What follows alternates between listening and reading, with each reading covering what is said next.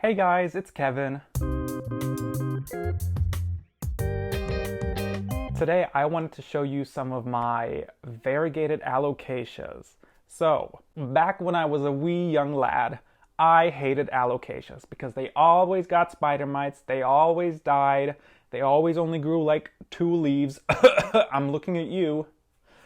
And I didn't want to deal with that, so I got rid of them, and I haven't had them for like a year. So I didn't have them inside for a year. I let them live outside in the summer and then put them in the greenhouse in the wintertime. And if they survive, great. If they don't, bye.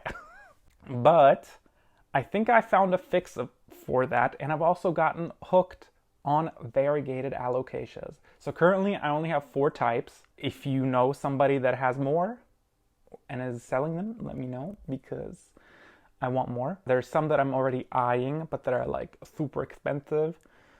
But first, let's talk about the alocasias that I do have. Let's start with this one. So this first one is gonna be the variegated macrorrhiza. Look at this leaf that I got from the shipment from Ecuador. This is, I think, its 3rd leaf it put out with me. So it's doing good.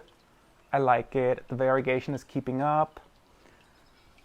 You'll see the nice veining on the stem and the white splotches on the leaves. It's just mwah, chef's kiss. I don't know why, but I love this plant so much.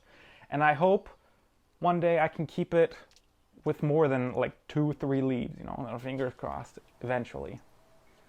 But till then, I'm just gonna enjoy this and hope that it continues to grow and likes its place.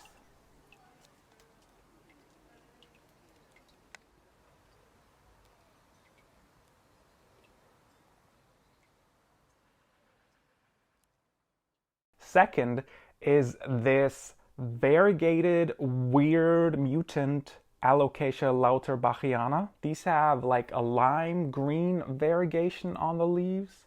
They start out really light, and as the leaf matures, it gets greener and greener, so it's not very distinct, but I still like it.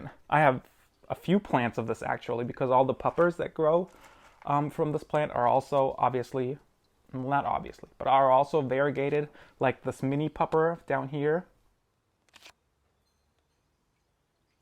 So yeah, even though the variegation is not that like poppin', like the white, I still think it's pretty. It's something new. It's like a camouflage. It's like, don't look at me, I'm hiding.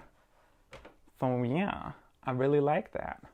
And I know there's a Lauterbachiana variegation that's like more the normal style, so it's like cream colored. Those are sick, insane. I've only seen them on Google. I've never seen one being sold. So, but what hasn't happened may happen. Fingers crossed. Keep watching my video so one day I can afford it, please. The next plant is a variegated Alocasia poly.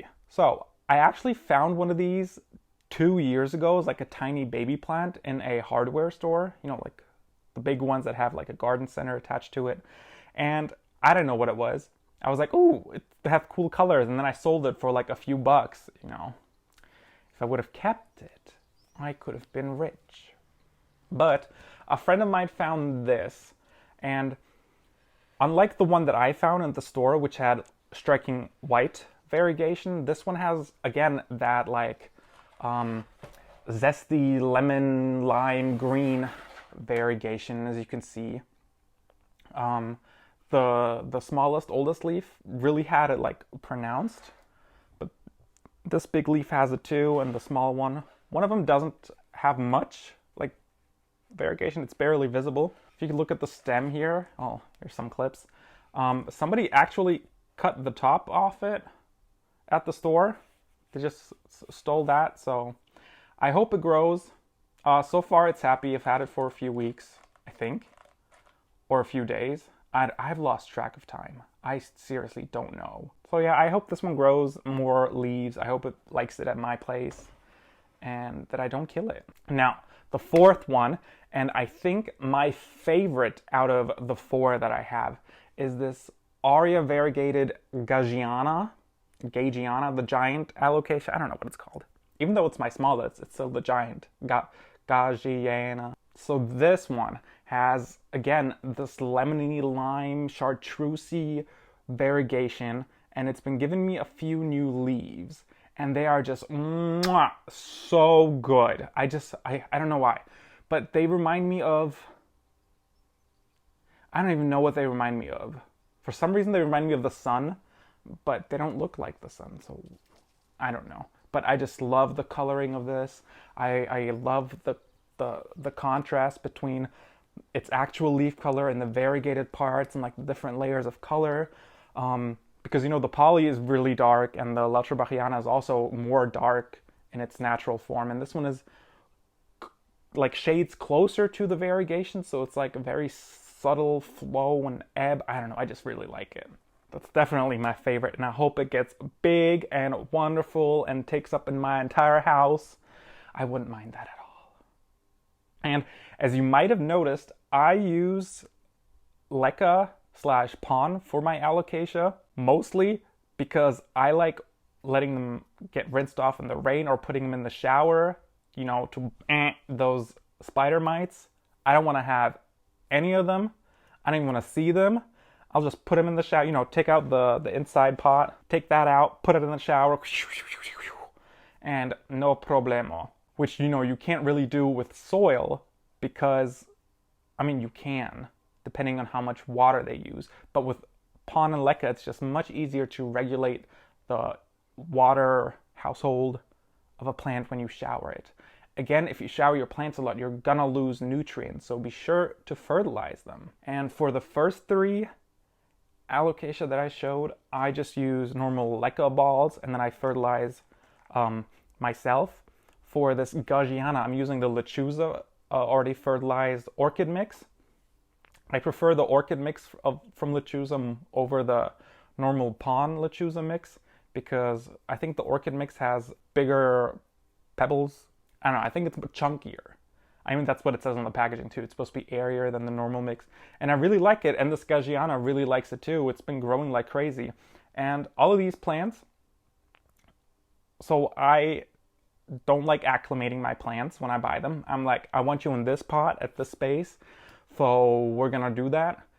And all of these, I immediately took out of the soil or moss, like this one, and I put them in leca. The first day I don't water, I just let them sit in leca. Second day I water, and then I just water them whenever they're getting a little bit dry. Usually there's always water in there. So you can see this, I don't know if you can't see, but I actually like to keep my water level pointer all the way at top, above max even. When you freshly plant a plant, usually the roots are going to be shallow. And for the water to reach that part, you know, either the plant has to be really sucking hard or you just have to overfill with water, you know. But be sure to, you know, take my advice with a grain of salt. Adjust to the humidity and airflow settings of your home. I have ceiling fans running all day, all night, so my plants tend to perspire a lot. So I like, you know, keeping them very wet. Oh, another tip. You know, alocasia are big glutters. They do gluttation. So they like to form droplets at the end of their leaves when they get water too much and, you know, excrete that. And that will get on your floor. I have hardwood floors, so I get big fat black circles if I don't, you know, clean the floors off the wetness, the water. So usually I just put socks underneath the leaf tips. Yeah, that's just a tip if you're gonna get alocasias and have them in lechuza. They will glutate. They will perspire water through their leaves. That's completely normal. I see people on Facebook freaking out all the time. It's completely normal. They're just sweating a little bit, getting rid of the excess water. It's good. It keeps up the turgor, the pressure in your plant system. Don't be worried. Put a sock underneath that or whatever cloth you want to put. I'm lazy, so I just put my old socks, don't tell anybody, at the spots where they drip, and just wait until they stop dripping. Yeah. Oh, some variegated alocasia that I'm looking for, that are on my wish list, is of course the variegated Micholiziana, so the fried egg. But that is going for a couple hundred, and I'm like, meh. And also the variegated Yucatan Princess. Oh my god, I'll insert pictures here and of the Variegated. My God, they are so scrumptious. The leaves, the purple, the pink. Oh my God. I know somebody was selling them in one of my Facebook groups, but it went for like too much and I was broke at the time. So yeah, one day I will have you. One day. I think when I go to garden stores, my favorite area is the alocasia section because I just like looking for some variegation. But it's hard to tell with some alocasias because you're like, is that spider mite damage? Is that some weird of chemical damage? What's happening? And usually you don't find any cool variegated plants. Except my friends, they keep finding everything. And I'm like, I go to my garden store 3 times a week and I'm finding shit. And they're like, I found this and I found that. And I'm like, can I have? Is for me. So that was it for my video on my variegated alocasias. I hope you enjoyed. If you didn't, leave me a comment. If you did, also leave me a comment. Make sure to like or dislike the video. I don't mind. Let me know what you thought. Let me know what I should do a video on next, because I don't know. I'd appreciate the help. And yeah, I'll see you guys in the next one. Bye!